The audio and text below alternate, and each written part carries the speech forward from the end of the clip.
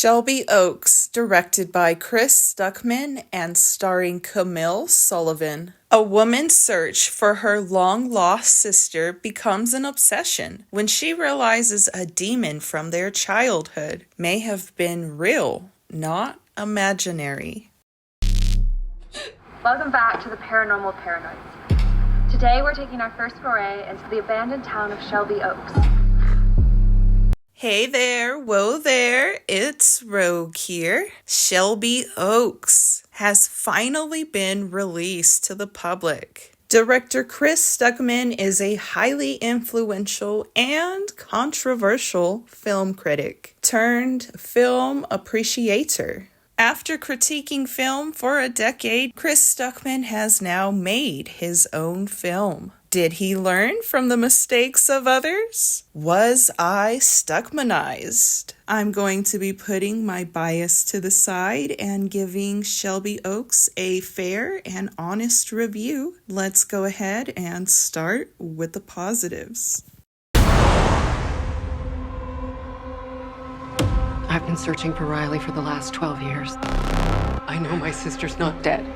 Shelby Oaks definitely does make the most out of its small budget. There are several locations, several actors with speaking roles, CGI, and some very interesting camera shots. This is Chris Stuckmann's directorial debut, and I will say I was impressed with his camera work. There's one scene in particular with the lead character running out of a prison, running through a courtyard. Then she jumps into her car, puts it in reverse, drives down the highway. The camera work and the editing in that scene are just top tier. Chris Stuckmann definitely has a lot of potential as a director. Honestly, it's very inspirational to see Chris Stuckmann go from a kid critiquing movies on YouTube to a director. After hearing Chris Stuckmann talk about this film for years and witnessing the backlash he received when he announced he was no longer going to be a film critic but a film appreciator, to now finally Shelby Oaks is released is pretty incredible. Chris Stuckmann does have a small voiceover role in Shelby Oaks. And the people at the heart of this mystery are YouTubers. They have a channel called Paranormal Paranoids. And because of that, part of this film does have a found footage feeling to it, similar to Paranormal Activity or the Blair Witch Project, which I found to be fun and nostalgic. It's a style of filmmaking from yesteryear that I hadn't seen in a while. The way the sister receives this tape is mind-blowing.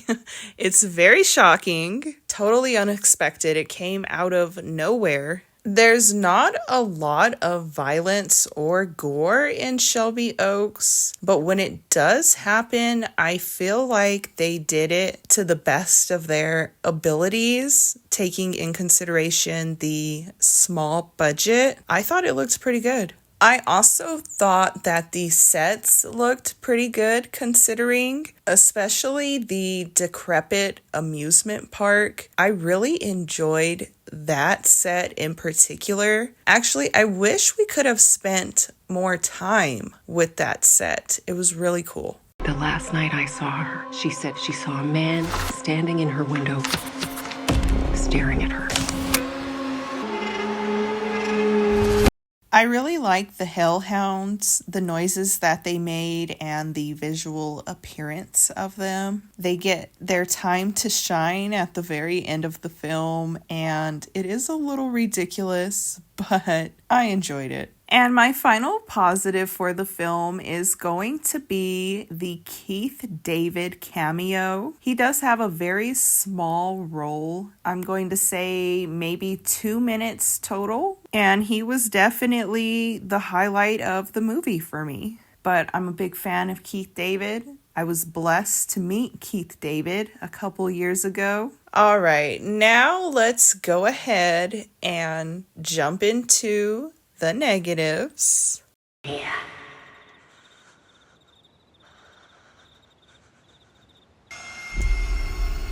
You live alone out here? Nope. The first act is very slow, very slow. The setup for this movie is rough. It was hard to get into this movie. Unfortunately, I never got into it. I was not invested in the mystery. I did not care about finding this girl. And ultimately, I just really didn't like the characters either. I just didn't really care what was happening in this movie. And I hate to say that because Chris Stuckmann not only was the director, but also the writer. And while I do think he excelled with his directorial debut, he definitely dropped the ball with writing the script. And this script is also pulling from other films, much better films, like Paranormal Activity and the Blair Witch Project. There was even a little sprinkle of Hereditary in there. So the best aspects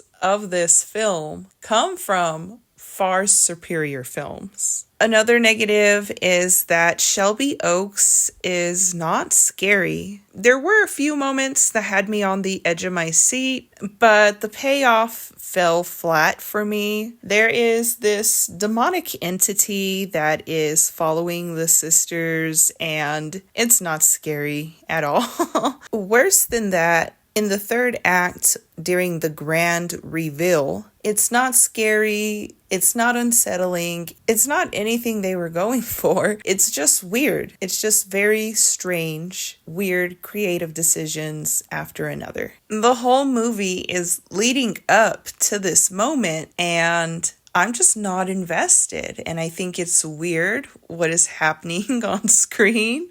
Honestly, I just wanted this movie to be over. I didn't care about this mystery. Honestly, I was bored. I was starting to fall asleep. I was having a hard time staying awake through the third act. Yeah, I just really wanted this movie to be over. Overall, I thought that Shelby Oaks made the most out of a small budget, and it was a solid directorial debut for Chris Stuckmann. I think he has a lot of potential behind the camera. However, I don't think he is as strong at writing. I would like to see him direct a movie that he did not write. I do not think he learned from the mistakes of others, and I was not Stuckmannized. But I must say, I think Chris Stuckmann has some real potential as a director, and I'm excited to see what he does next.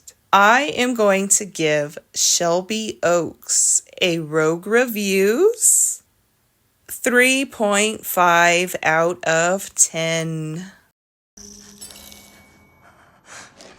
Riley.